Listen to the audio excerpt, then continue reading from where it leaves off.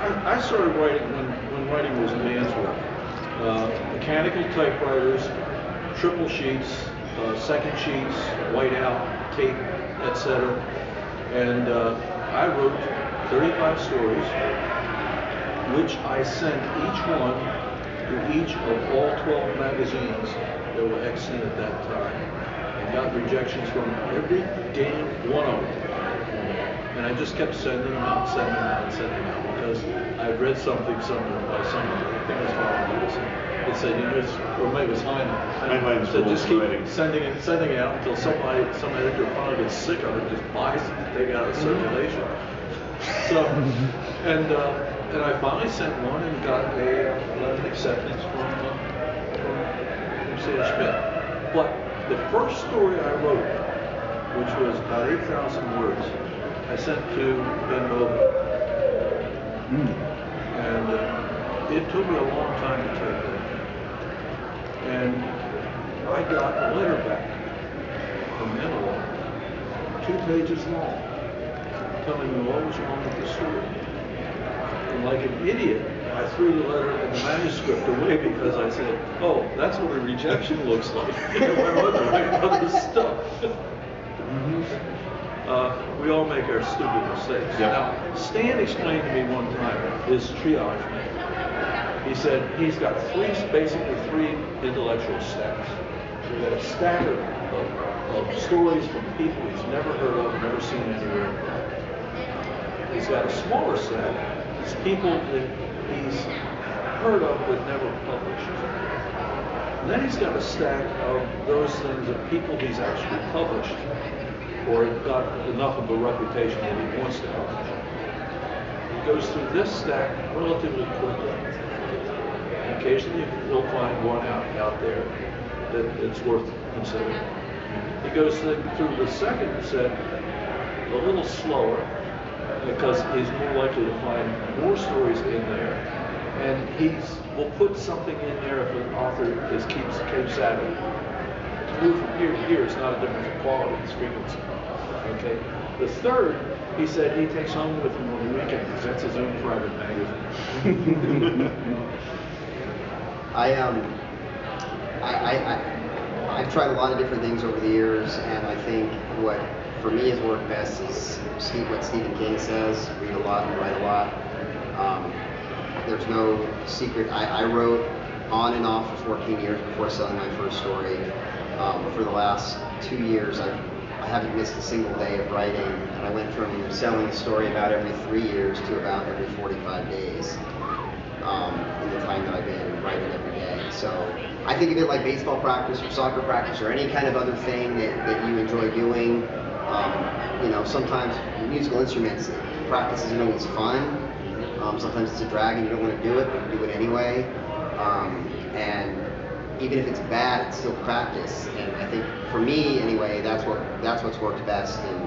And because you do kind of get into a habit, but you also start to identify, well, gosh, I'm using that. I'm saying he said a lot.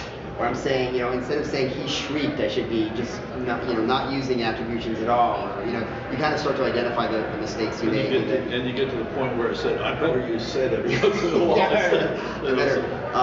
You start to, and the thing is kind of like what Bud was just saying, eventually you do get to the point where occasionally you're getting the letters that say, I like your writing, this didn't work for me because of X, Y, Z. You treasure those, you don't throw them away. Newbie and then you'll start to make a sale and you go like I did afterward and meet the editor in person, and kind of sit there for the entire lunch just trying to put it all in. But it's really, it really comes down to reading. For me, reading a lot and writing a lot. Reading a lot lets you see how other people are doing it, and you kind of think about how a story is working, and writing a lot is doing it yourself. Getting inside the editor's head is important. I went to Conference Cisco, 92, 93, whatever it was, and I went to a panel. They had Stan Schmidt on the panel. They were talking about translating alien translations.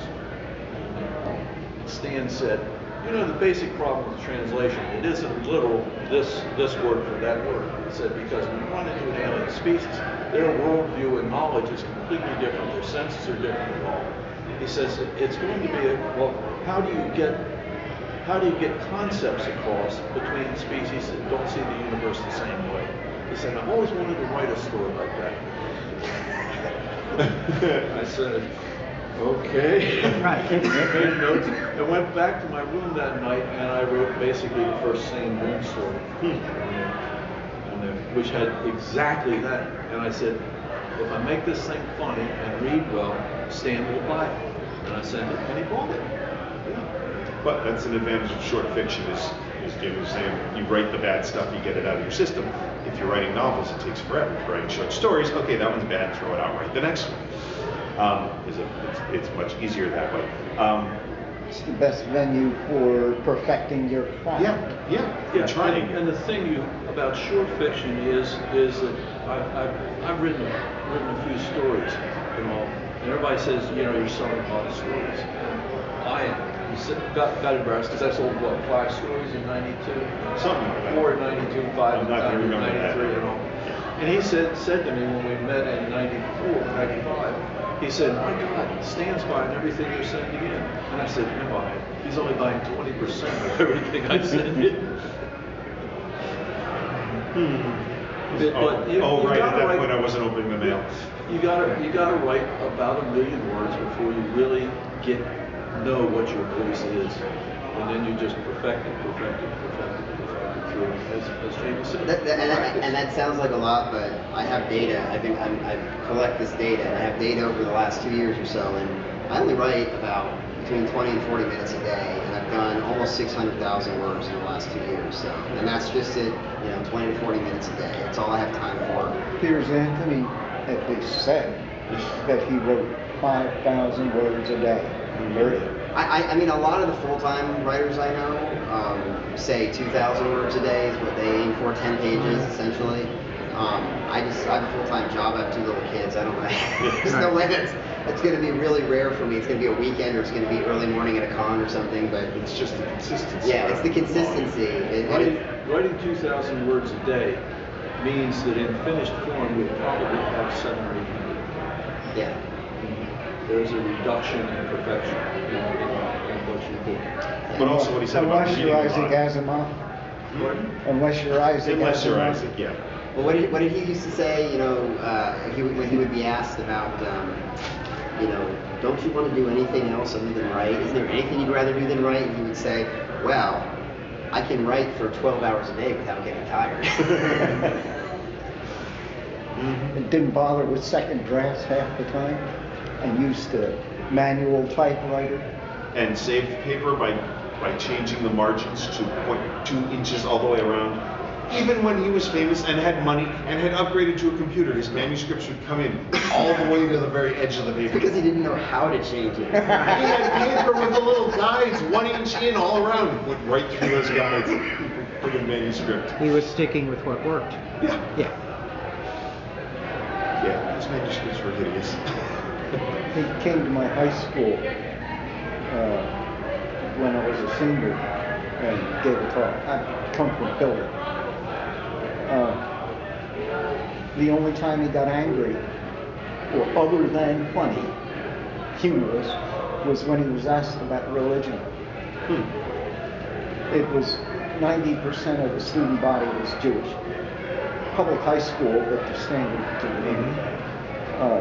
and one of the ultra-conservatives asked him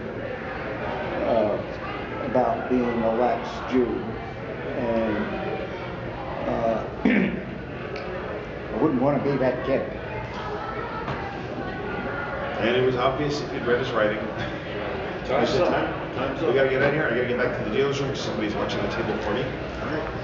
Thank you all for coming. Thanks for coming.